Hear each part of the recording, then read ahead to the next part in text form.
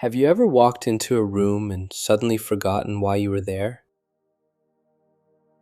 You stop, look around, try to remember, and for a few seconds your brain goes completely blank.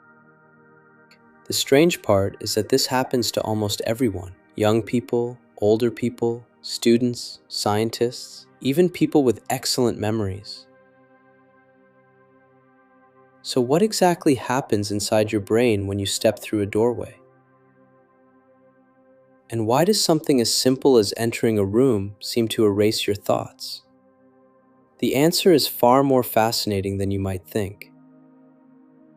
Because forgetting why you entered a room isn't actually a flaw in your memory. In many cases, it's a sign that your brain is working exactly as it was designed to.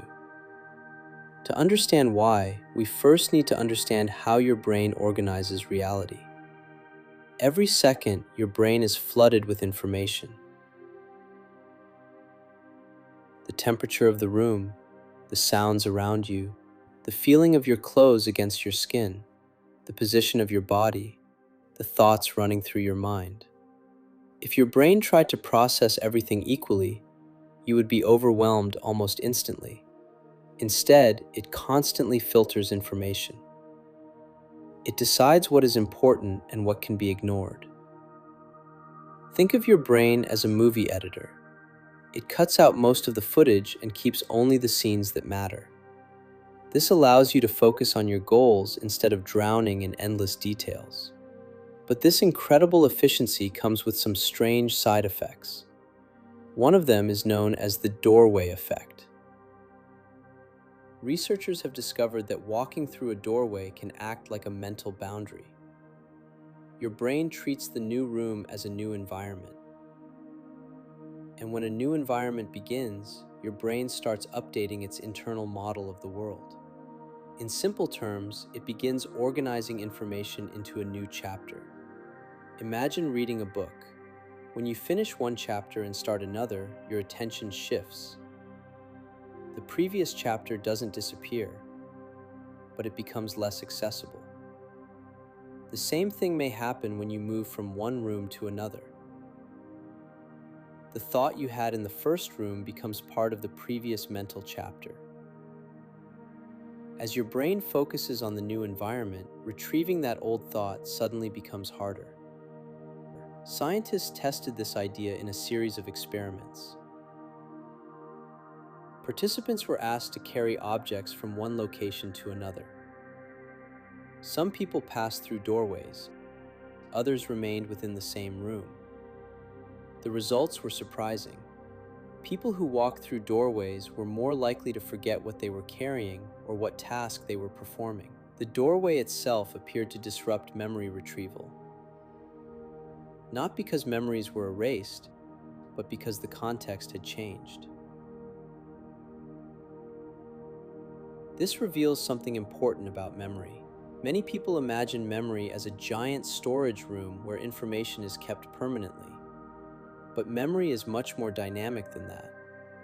Your memories are deeply connected to context. Where you are, what you are doing, what you are seeing, what you are feeling. Change the context, and accessing certain memories becomes more difficult.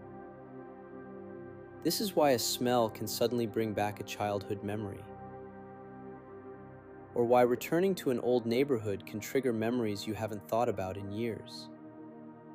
Your brain stores information together with the environment surrounding it.